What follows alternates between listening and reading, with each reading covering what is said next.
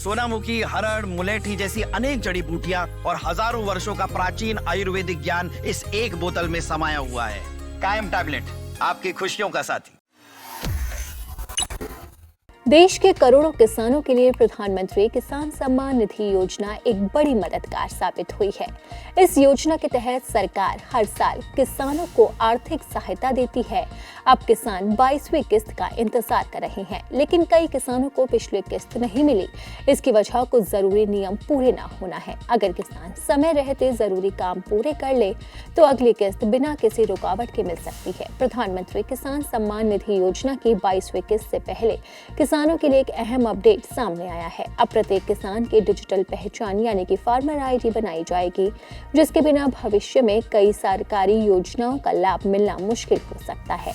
National e governance plan agriculture के तहत farmer registry योजना के प्रभावी क्रियान्वयन को लेकर संयुक्त कृषि भवन परिसर में एक दिवसीय जिला स्तरीय प्रशिक्षण कार्यक्रम आयोजित किया गया।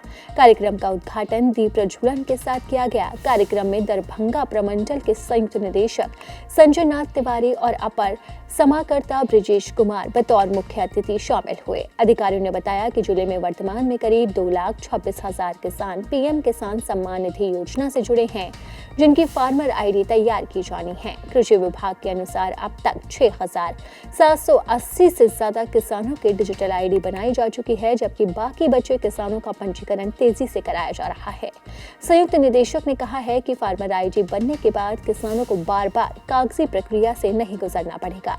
एक ही डिजिटल पहचान के आधार पर पीएम किसान सम्मान निधि, फसल बीमा, बीज अनुदान और अन्य कृषि योजनाओं का सीधा लाभ मिलेगा।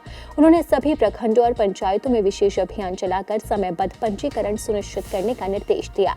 अपर समाहर्ता ने कहा कि फार्मर रजिस्ट्री राज्य सरकार की प्राथमिकता वाली योजना है।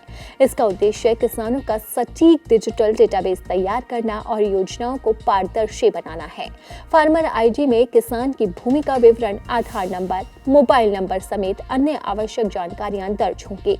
इससे आपदा या फसल क्षति की स्थिति में मुआवजा प्रक्रिया भी आसान होगी। अब किसानों को 22वीं किस्त का इंतजार है। कहा जा रहा है कि नए साल में किसानों के खाते में 22वीं किस्त भी आ जाएगी।